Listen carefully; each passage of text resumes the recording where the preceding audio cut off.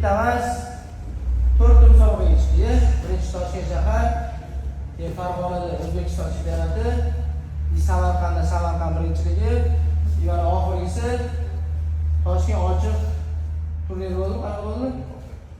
Open 2025. O'shalarni hozir chempionlarni xabarini olib tabriklaymiz. Xo'p. Birinchi bo'lib 21 yoshdan kattalar professional sportchilar o'rtasida MMA yo'nalishi bo'yicha faxrli birinchi o'rinni olgan 62 kiloda Bagdanov Kamil birinchi o'rin.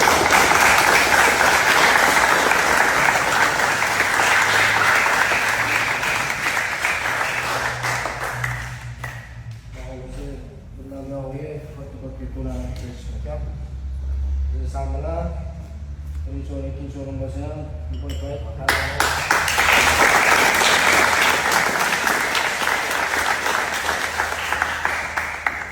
Hop. 14-15 yoshli sportchilar o'rtasida 66 kilo vazn toifasida faxrli birinchi o'rinni olib, O'zbekistonda tengi yo'l sportchi Qurbonaliyev Belfruz.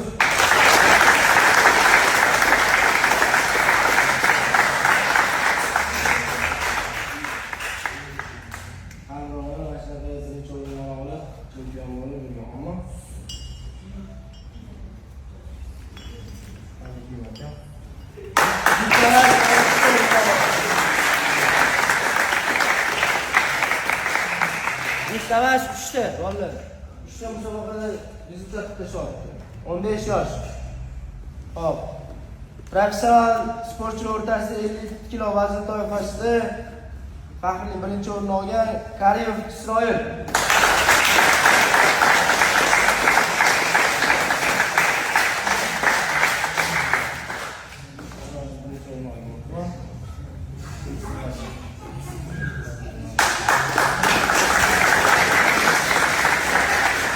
Aslida o'sha yerda alipikam bor, olib kelgan alipikammi? Qizil alipikam.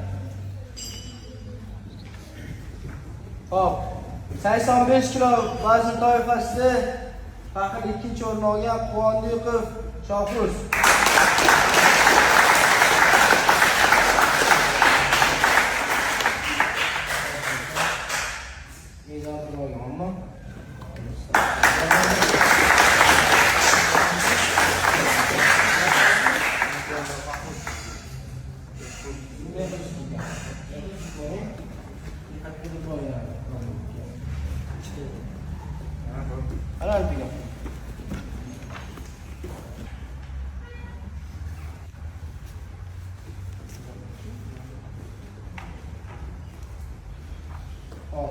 Faxrli ikkinchi o'rinni olgan 66 kilo vazn toifasida professional MMAchilar o'rtasida Akunbekov Sabit.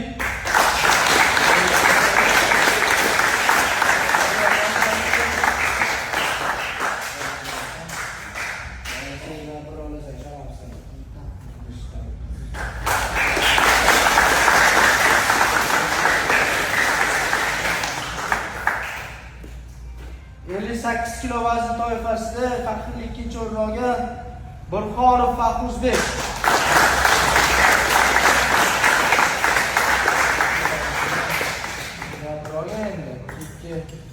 Chempion bo'lishi kerak.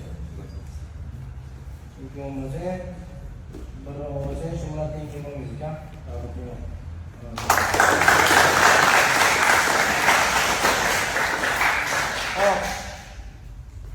MMA yo'nalishi bo'yicha professionallar o'rtasida 57 kilo vazn toifasida faxrli ikkinchi o'rinni olgan Abdullayev Ramazon.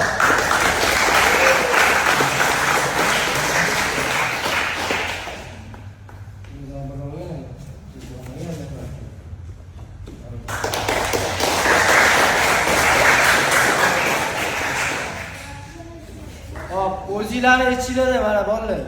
Chempion bo'lish oson, mana shu o'zinglarning ichida yurgan bolalar chempion bo'lib ketdi mana. Samarqand viloyatida bo'lib o'tgan Samarqand birinchiligida faxrli 3-o'rinni olgan 52 kilo vazn toifasida Solijonov Islombek.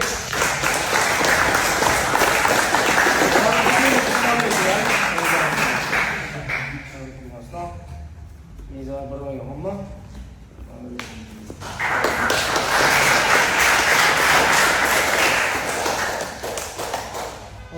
73 kilo vazn toifasida faxrli 3-o'rinni olgan Muhiddin Muhammad.